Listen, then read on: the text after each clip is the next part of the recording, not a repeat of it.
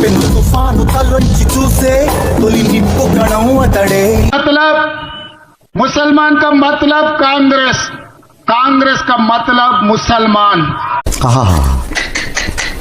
ನಿಮ್ಮ ಅಪ್ಪ ಅಮ್ಮ ನಿನ್ನದು ಏನು ಅಂತ ಹುಟ್ಟಿಸ್ಬಿಟ್ರು. ಹಾಂ, ಅದೇನು ಮುಹೂರ್ತ ನೋಡಬೇಕು, ನೀನು ಹುಟ್ಟಿಸಿದ ಮುಹೂರ್ತನ. ಅಣ್ಣ ಇನ್ನು ಏನೋ ಬೇಕಣ್ಣ. చీది నమ్మ బతుకు బురదలో పంది బతుకుతుంది, నువ్వు బతుకుతున్నావు ఎందుకురా ఎదవన్నారు ఎదవ.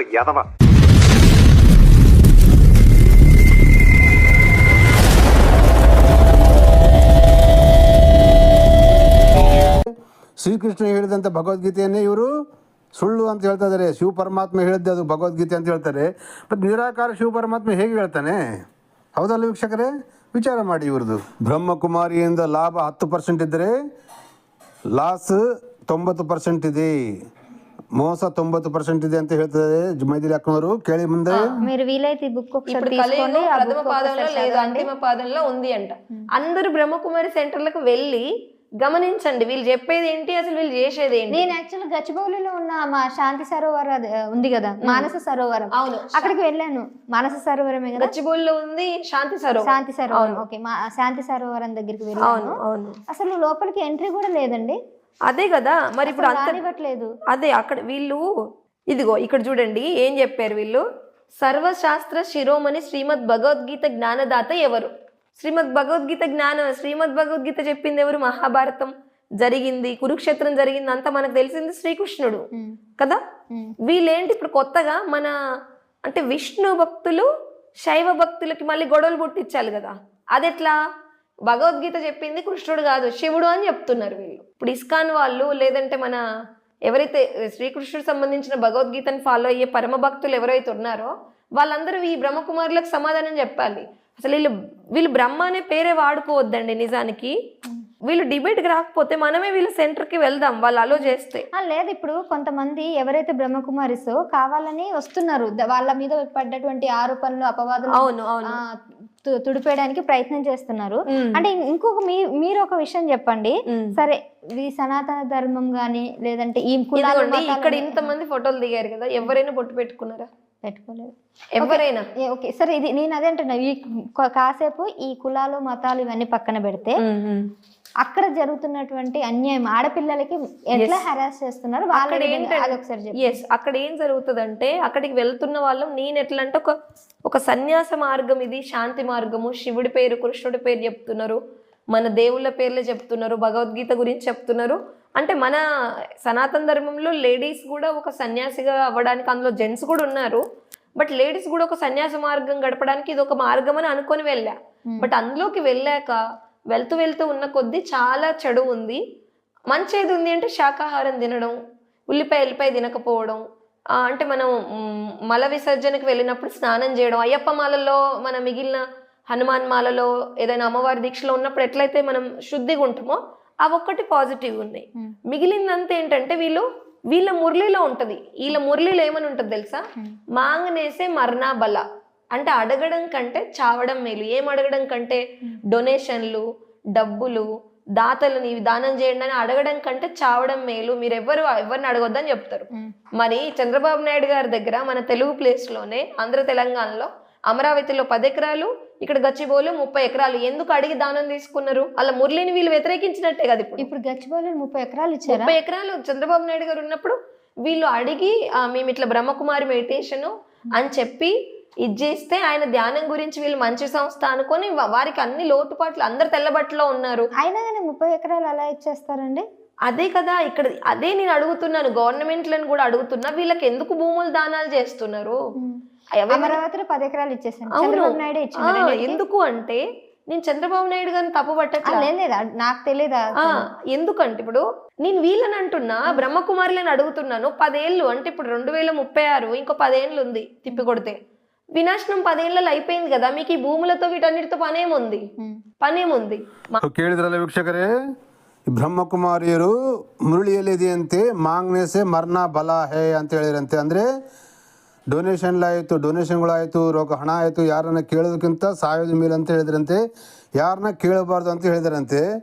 ಮತ್ತು ಇವರೇ ಚಂದ್ರಬಾಬು ನಾಯ್ಡು, ಆಂಧ್ರ CM ಚಂದ್ರಬಾಬು ನಾಯ್ಡಲ್ಲಿ 30 ಎಕರೆ 20 ಎಕರೆ ಸ್ಥಳವನ್ನು ತೊಗೊಂಡಿದ್ದಾರಂತೆ. ಬ್ರಹ್ಮಕುಮಾರಿ ನಮಗೆ ಧ್ಯಾನ ಮಾಡಲ್ಲ ಅಂತೇಳಿ. ಮತ್ತು ಇವಾಗ 2036ರಲ್ಲಿ ಕಲಿಯುಗ ಅಂತ್ಯ ಆಗ್ತಿದ್ರೆ ಮತ್ತು ಇವ್ರು ಜಾಗಗಳು ತೊಗೊಂಡು ಏನು ಮಾಡ್ತಾರೆ? ಮತ್ತು ಇವ್ರು ದಾನ ಕೇಳಿದಂಗೆಲ್ಲ ಮತ್ತು ಸಾಯ್ಬೇಕಲ್ಲ ಮತ್ತೆ, ಹೌದಲ್ವಾ? ಯಾರನ್ನ ಕೇಳಬಾರ್ದು ಅಂದ್ರೆ ಯಾರನ್ನ ಕೇಳಬಾರ್ದಲ್ಲ. ಚಂದ್ರಬಾಬುನಲ್ಲಿ ಈಗ 2036ರಲ್ಲಿ ಕಲಿಯುಗ ಅಂತ್ಯ ಆಗ್ತಿರ್ಬೇಕಾದ್ರೆ ಮತ್ತು ಇವರೆಲ್ಲ ಜಾಗ ತೊಗೊಂಡು ಡೊನೇಷನ್ ತೊಗೊಂಡು ಏನು ಮಾಡ್ತಾರೆ? ಹೌದಲ್ವಾ? ಇದೆಲ್ಲ ಒಂದು ಆಸ್ತಿ ಪ್ರಾಪರ್ಟಿ ಸಂಪಾದನೆ ಮಾಡುವ ಒಂದು ಹುನ್ನಾರ. ಚಂದ್ರಬಾಬು ನಾಯ್ಡು CMನು ಅವ್ರಿಗೂ ಗೊತ್ತಿಲ್ಲ ಏನು ಧ್ಯಾನ ಮಾಡ್ತಾರೆ ಇವರು, ಬಿಳಿ ಬಟ್ಟೆಯಲ್ಲಿದ್ದಾರೆ, ಒಂದು ಒಳ್ಳೆಯದು ಸಮಾಜಕ್ಕೆ ಒಳ್ಳೇದು ಮಾಡ್ತಾರೆ ಅಂತ ತಿಳ್ಕೊಂಡು ಅವರು ಕೊಟ್ಟಿದ್ದಾರೆ. ಆದರೆ ಇವರು ಮಾಡ್ತಿರೋದೆಲ್ಲ ಸಮಾಜ ಘಾತಕ ಕೆಲಸಗಳು.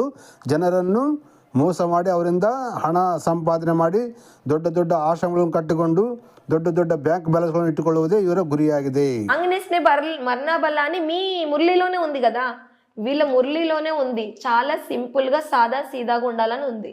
వీళ్ళకి పెద్ద పెద్ద లావిష్ బిల్డింగ్స్, ప్యాలెస్లు, అందులోనూ వీళ్ళందరూ ఏం లేదండి. ఇది ఒక ధ్యాన మార్గాన్ని కంప్లీట్ గా ఒక సీనియర్లుగా అయిపోయి జూనియర్లను కంప్లీట్ గా పీల్చి పిప్పి చేస్తారు. వాళ్ళ దగ్గర బానిసలుగా పెట్టుకొని ఒక రాజసం అనుభవించాలనే ప్లాన్ అదే జరుగుతుంది. అండ్ ఇందులో ఇన్లీగల్ కనెక్షన్స్ కూడా ఉన్నాయి.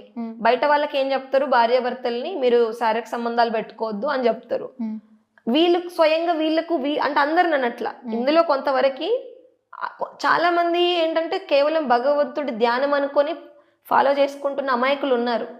బట్ మిగిలిన వాళ్ళు ఎవరైతే ఉన్నారో క్రైమ్ మైండ్ ఉన్నోళ్ళు, వాళ్ళు మౌంట్ అబూలో ఏదైతే ఇది మన గవర్నమెంట్ ఫారెస్ట్ ల్యాండ్ ని కబ్జా చేసుకున్నారు వీళ్ళు. ఇప్పుడు గవర్నమెంట్ కోర్టు మళ్ళీ తిరిగి వెనక్కి తీసుకుంది. మౌంట్ అబూలో డౌన్ అంటే కొంచెం వేరే ప్లేస్.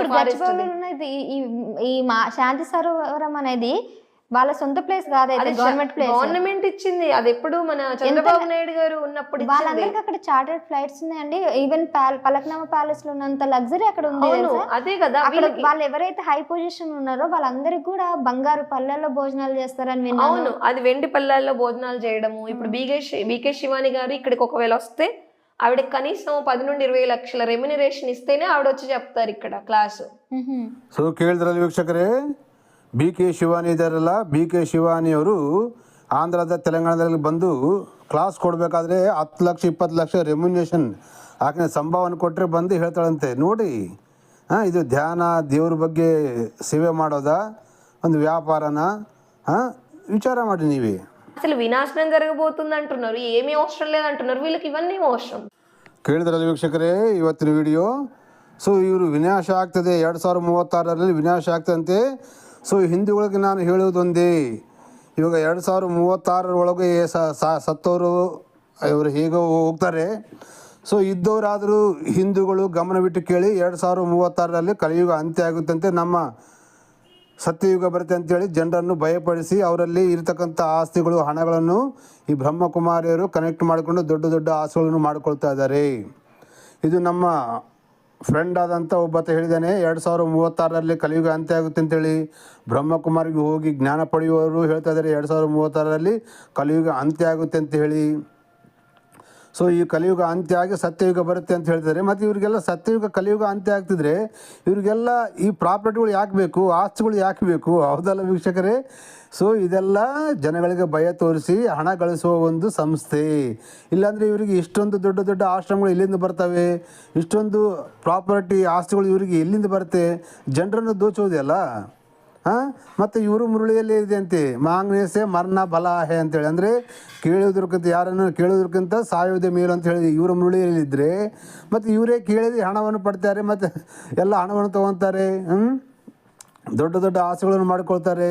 ನೋಡಿ, ಇವತ್ತು ವಿಚಾರ ಮಾಡಿ, ಬ್ರಹ್ಮಕುಮಾರಿಯರು ಆಶ್ರಮ ಇಷ್ಟು ದೊಡ್ಡ ದೊಡ್ಡ ಅವಲ್ಲ, ಇಲ್ಲಿ ಇವರಿಗೆ ಆಸ್ತಿ ಎಲ್ಲಿಂದ ಬಂತು? ಈ ಬ್ರಹ್ಮಕುಮಾರಿ ಕಟ್ಟಡ ಕಟ್ಟಲು ಹಣ ಎಲ್ಲಿಂದ ಬಂತು? ಮತ್ತು ಈ ಬ್ರಹ್ಮಕುಮಾರಿ ಆಶ್ರಮ ಯಾರ ಹೆಸರಲ್ಲಿ ಗೌರ್ಮೆಂಟ್ ಆಫೀಸ್ನಲ್ಲಿ ರಿಜಿಸ್ಟ್ರೇಷನ್ ಆಗಿದೆ ಅಂತ ತಿಳ್ಕೊಳ್ಳಿ.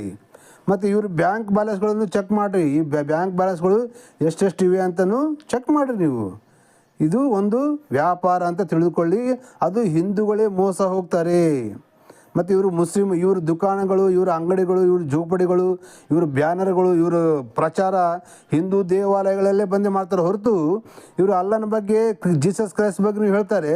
ಆದರೆ ಅವರು ಕ್ರಿಶ್ಚಿಯನ್ ಆಗಿ ಯಾವುದು ದರ್ಗಾಗಳಲ್ಲಿ, ಮಸ್ಜಿದ್ಗಳಲ್ಲಿ, ಚರ್ಚ್ಗಳಲ್ಲಿ ಇವರು ಅಂಗಡಿ ದುಕಾನ್ಗಳು ತೆಗೆಯೋದಿಲ್ಲ, ಅವ್ರಿಗೋಗಿ ಜ್ಞಾನ ಕೊಡೋದಿಲ್ಲ, ಅವ್ರ ಮತವನ್ನು ಪ್ರಚಾರ ಮಾಡೋದಿಲ್ಲ. ಓನ್ಲಿ ಹಿಂದೂಗಳಲ್ಲೇ ಬಂದೇ ಹಿಂದೂಗಳು, ಯಾಕಂದರೆ ಹಿಂದೂಗಳೇ ಅಮಾಯಕರು, ಮೂರ್ಖರಲ್ಲ. ಅವರು ತಮ್ಮ ಧರ್ಮವನ್ನು ಕರೆಕ್ಟ್ ಪಾಲನೆ ಮಾಡ್ತಾರೆ. ಮುಸ್ಲಿಮರು, ಕ್ರಿಶ್ಚಿಯನ್ರು ತಮ್ಮ ಮತವನ್ನು ಕರೆಕ್ಟ್ ಫಾಲೋ ಮಾಡ್ತಾರೆ. ಅವರು ಯಾರ ಮಾತು ಕೇಳೋದಿಲ್ಲ. ಆದರೆ ನಮ್ಮ ಹಿಂದೂಗಳಿಗೆ ಒಂದು ಕ್ಲಾರಿಟಿ ಇಲ್ಲಲ್ಲ, ನಮ್ಮ ಧರ್ಮದ ಬಗ್ಗೆ ನಾವು ಕ್ಲಾರಿಟಿ ಆಗಿರಬೇಕಂತ ಇಲ್ವಲ್ಲ. ಹಾಗಾಗಿ ಹಿಂದೂಗಳೇ ಅಮಾಯಕರು, ಹಿಂದೂಗಳೇ ಮೂರ್ಖರು ಅಂತ ತಿಳ್ಕೊಂಡು ಅವರು ಹಿಂದೂಗಳಲ್ಲೇ ಬಂದು ಹೇಳ್ತಾರೆ ತಮ್ಮ ಪ್ರಚಾರ. ಹಿಂದೂ ದೇವಾಲಯಗಳಲ್ಲೇ ಬಂದು ಅವರ ಅಂಗಡಿಗಳು, ಜೋಪಡಿಗಳು, ಬ್ಯಾನರ್ಗಳು ಹಾಕಿ ಪ್ರಚಾರ ಮಾಡ್ತಾರೆ. ಅದೇ ದರ್ಗಾಗಳಲ್ಲಿ, ಮಸ್ಜಿದ್ಗಳಲ್ಲಿ ಯಾಕೆ ಇಡೋದಿಲ್ಲ ಅವರು? ವಿಚಾರ ಮಾಡಿ, ಹಿಂದೂಗಳೇ ವಿಚಾರ ಮಾಡಿ. ಇವಾಗ ಅವರು ಅಲ್ಲನ ಬಗ್ಗೆ ಮಾತಾಡಬೇಕಾದ್ರೆ, ಜೀಸಸ್ ಕ್ರೈಸ್ಟ್ ಬಗ್ಗೆ ಮಾತಾಡ್ಬೇಕಾದ್ರೆ ಮತ್ತು ಅವರಲ್ಲಿನೂ ಹೋಗ್ಬೇಕಲ್ಲ. ಅವರು ಚರ್ಚ್ಗಳಲ್ಲಿ, ಅವ್ರ ಮಸ್ಜಿದ್ಗಳಲ್ಲಿ, ಅವ್ರ ದರ್ಗಾಗಳಲ್ಲಿ ಇವರು ಬ್ಯಾನರ್ಗಳು ಇಟ್ಟು ಜೋಬುಗಳು ಹಾಕೊಂಡು ಕುಂತು ಪ್ರಚಾರ ಮಾಡಬೇಕಲ್ಲ, ಹೌದಲ್ವಾ? ನೋಡಿರಿ, ನೀವು ವಿಚಾರ ಮಾಡಿ ಈ ಹಿಂದೂಗಳನ್ನು ಮೋಸ ಮಾಡಿ ಹಿಂದೂಗಳಲ್ಲಿ ಹಣ ಎಳೆದು ಇವರು ದೊಡ್ಡ ಆಸ್ತಿಗಳನ್ನು ಮಾಡಿಕೊಳ್ಳುವ ಒಂದು ಸಂಸ್ಥೆ ಅಂತ ಹೇಳ್ಬೋದು. ಸೊ ವೀಕ್ಷಕರೇ, ಇವತ್ತಿನ ಈ ವಿಡಿಯೋ ಮತ್ತೆ ಮುಂದಿನ ವಿಡಿಯೋ ಜೊತೆಗೆ ಭೇಟಿಯಾಗೋಣ. ಅಲ್ಲಿವರೆಗೂ ನೋಡ್ತಾ ಇರಿ. ನಾನು ಹಿಂದೂ ಶಿವಸೇನಾ ನಿಮ್ಮ ವೆಂಕಟ್. ಜೈ ಹಿಂದ್, ವಂದೇ ಮಾತರಂ, ಭಾರತ್ ಮಾತಾ ಕಿ ಜೈ.